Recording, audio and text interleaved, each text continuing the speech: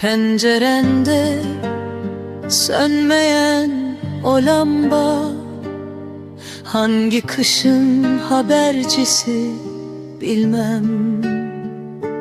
Yarım kalan o kadehi masada,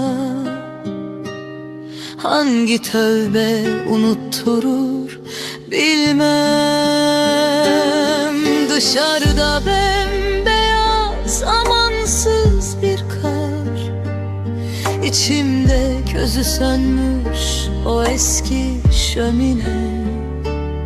Sen bir dünyayı karşına almıştın da, ben bir seni sığdıramadım vaktine.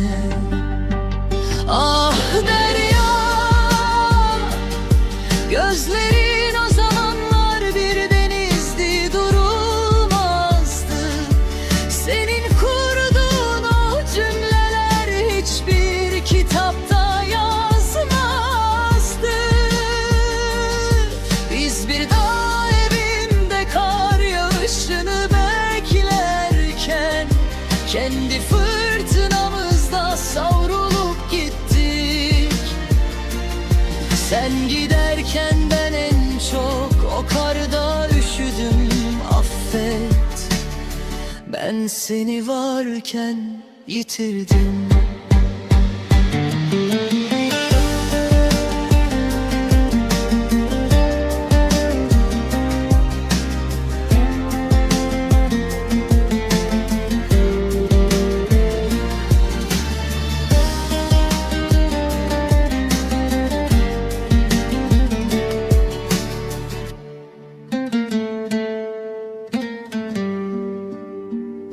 Kırıldı kapılar, döküldü sırlar bir bir.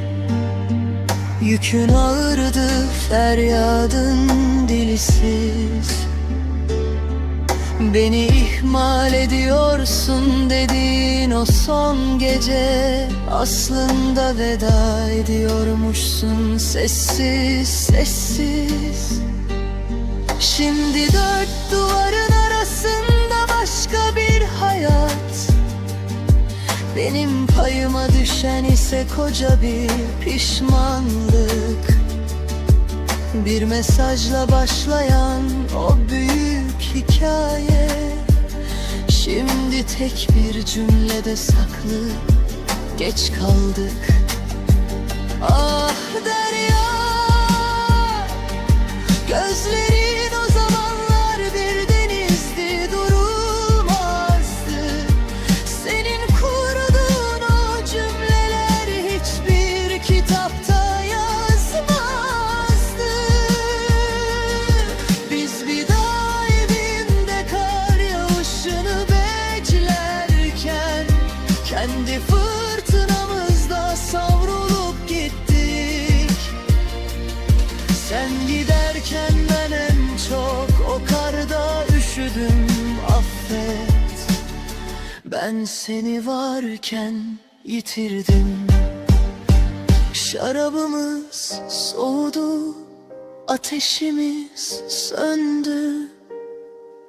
O da evi artık bir hayalden ibaret. Sen kendi yoluna, ben kendi karanlığıma. Seni sevmek bir yüktü, taşımak ise kıyamet.